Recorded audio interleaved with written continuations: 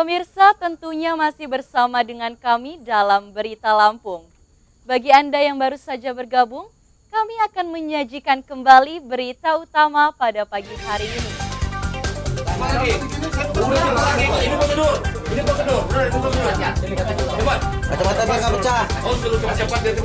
Seorang wakil kepala sekolah SMA di Bandar Lampung ditangkap karena mencuri mobil di kantor polisi.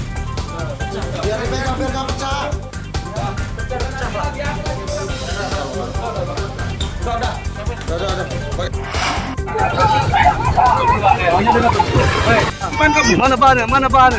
Senang. Punya kamu bukan? Bukan. Seorang bandar narkoba Lampung Tengah mengajak balita saat menjual sabu-sabu ke pelanggannya. Ya nggak apa-apa ya. Dua ya.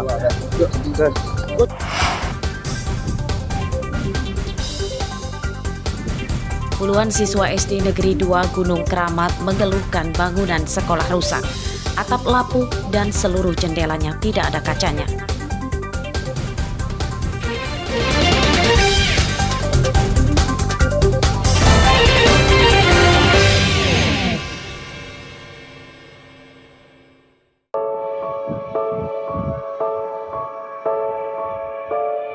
Pemerataan fasilitas pendidikan belum dirasakan murid-murid SD Negeri 1 Gunung Keramat di Kecamatan Abung Semuli, Lampung Utara. Hampir seluruh bangunan sekolah rusak dan tidak pernah tersentuh perbaikan.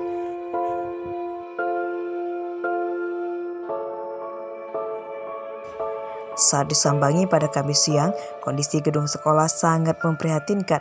Hampir seluruh atap bangunan rusak hingga seluruh jendela ruang kelas bolong, tidak ada kaca. Proses belajar mengajar pun jadi tidak nyaman. Misalnya saat hujan, air masuk ke ruang kelas sehingga kadang sekolah diliburkan. Bagusin sekolah kami, Pak. Kami pengen lagi sekolah yang bagus, Pak. Terus ini udah lama ya begini, ada nggak ada kacanya segala macam. Takut nggak kira-kira kalau ada angin? Kalau hujan kena basah nggak kira-kira ini sekolah basah ya? Akibat bangunan buruk, sekolah SD ini kerap kekurangan murid setiap tahunnya. Pihak sekolah telah berkali-kali mengajukan bantuan perbaikan ke Dinas Pendidikan Lampung Utara, namun belum kunjung direalisasikan. Ini kan nggak ada kaca, Bu. Sebagai saya lihat berlobang-lobang. Apa memang dari awal nggak dikasih kaca, apa gimana? Memang nggak ada kaca, cuma kawan-kawannya. Andai kata umpamanya hujan, Bu, ini masuk nggak kira-kira? Masuk sekolahan. Anak-anak sempat belajar nggak kira-kira? Kalau udah ada hujan segala macam, sempat belajar pendidikan belajar ya? Juga terganggu ya? Tolong diperhatikan SD 1 Gunung Keramat gimana baiknya ini, karena masalahnya bangunan kami ini sudah sangat perlu diperhatikan. Para guru dan murid mendesak pemerintah segera memperbaikinya sebelum adanya korban akibat atap roboh. Abdi Yohaba melaporkan dari Lampung Utara.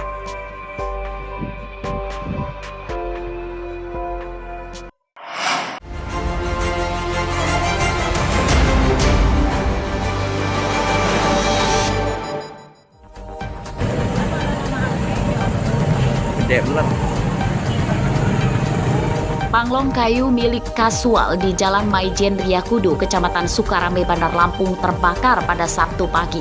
Kobaran api cepat membesar dan sulit dikendalikan akibat banyaknya bahan-bahan yang mudah terbakar.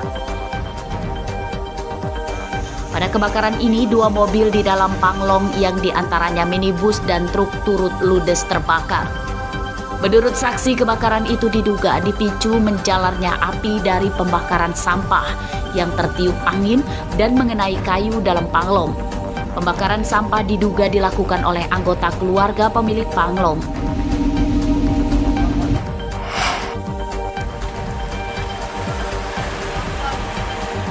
Seorang warga yang sedang berkunjung ke mal di Jalan Tengku Umar, Kelurahan Labuhan Ratu, Kecamatan Kedaton, Bandar Lampung, kehilangan mobil.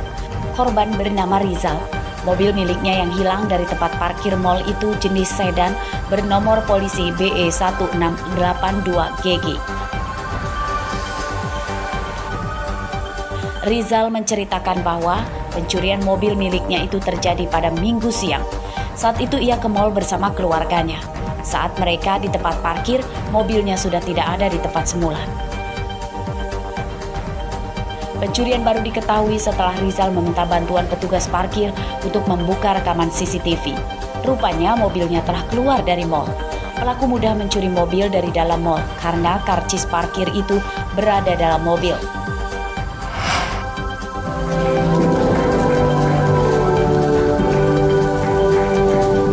Wakil Gubernur Lampung Kusnunia Halim mengajukan pengunduran diri dari jabatannya karena mendaftar sebagai bakal calon anggota DPR RI pada pemilu 2024. Ini dikatakannya usai menghadiri acara Kaukus Perempuan Politik Indonesia atau KPPI di Gedung Pusiban Lingkungan Pemprov Lampung Senin siang. Kusnudia yang merupakan Ketua DPW Partai Kebangkitan Bangsa Lampung itu menyatakan telah melengkapi persyaratan pendaftaran sebagai bakal calon anggota DPR RI dari daerah pemilihan atau Dapil 2 Lampung. Sebelumnya, pencalonan Kusnudia Halim sebagai bakal calon legislatif ramai diperbincangkan warga di media sosial karena hubungannya dengan Gubernur Lampung, Arinal Junaidi, tidak harmonis. Namun kabar itu ditampik oleh Kusnudia dan ia menyatakan hubungannya dengan Arinal Junaidi baik-baik saja.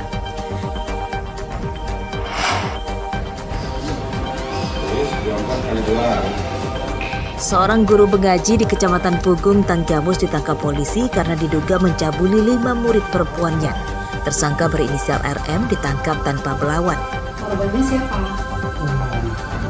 Terus ada yang lain nggak? Dalam pemeriksaan polisi, tersangka mengakui seluruh perbuatannya. Pencabulan di tempat pendidikan itu bermodus ritual gaib pemasangan susuk sebagai jimat pengasihan. Tersangka mengiming-imingi korban dengan pemasangan susuk itu, nantinya korban akan banyak disayangi orang lain.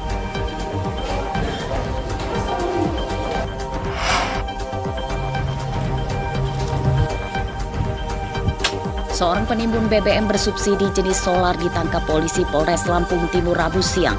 Tersangka Jarum Mangun warga desa Jabung ditangkap saat mengangkut puluhan jeriken berisi lebih dari 3.000 liter solar yang baru diambilnya dari salah satu SPBU di Kecamatan Labuan Ratu, Lampung Timur.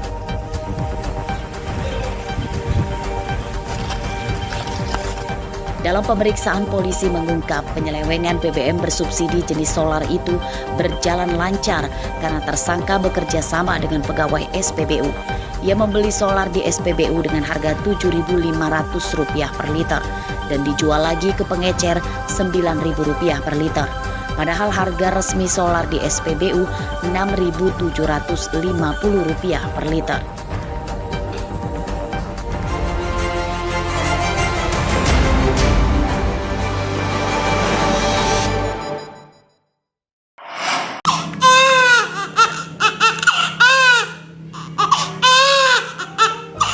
Hiruk-pikuk aktivitas warga pada Kamis pagi bertambah ramai oleh tangisan pertama bayi laki-laki yang baru lahir di Klinik Bidan Eka Budi Lestari, Desa Margorejo, Kecamatan Jati Agung, Lampung Selatan.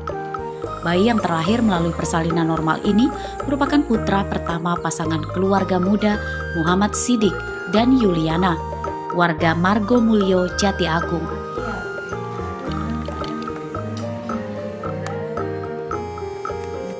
Bayi terlahir dengan kondisi sehat dengan berat 3,1 kg dan panjang 50 cm. Kebahagiaan Sidik dan Yulian semakin lengkap karena mendapat kado istimewa dari SCTV karena putranya lahir bertepatan dengan hari ulang tahun ke-33 SCTV. Kado yang diberikan kepada sang bayi berupa uang tunai Rp5 juta. Selamat ulang tahun SCTV yang ke-33, semoga jaya dan sangat luar biasa. Persalinan bayi membutuhkan perjuangan keras dari orang tua dan bidan. Bayi bisa lahir setelah sang ibu mengalami kontraksi selama 3 hari dan harus bolak-balik ke klinik ke rumahnya. Disesar gitu ya? Enggak, kita observasinya alhamdulillah karena ketuban masih utuh, ibu juga masih semangat, detak jantung bayi masih bagus, semua kondisi pasien alhamdulillah masih bagus, sehingganya tetap harus sabar dan jangan cepat-cepat mengambil tindakan untuk dirujuk. Kasihan ibunya, kita harus sayang ibu dan sayang bayinya. Alhamdulillah kesabarannya membuahkan hasil yang sangat baik. Ibu dan bayinya selamat. orang tua bayi telah menyiapkan nama untuk buah hatinya yang rencananya akan diberi nama Sankara Putra Muhammad. Kejutan hadiah di hari ulang tahun SCTV pada program Baby Born ini diberikan kepada 33 bayi di Indonesia yang lahir normal pada 24 Agustus 2023. Ari Susanto dan Arsadi Saputra melaporkan dari Lampung Selatan.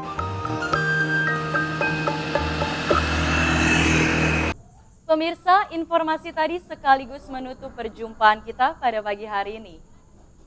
Saya Vika Rana dan seluruh tim redaksi pamit undur diri, selamat beraktivitas dan sampai jumpa.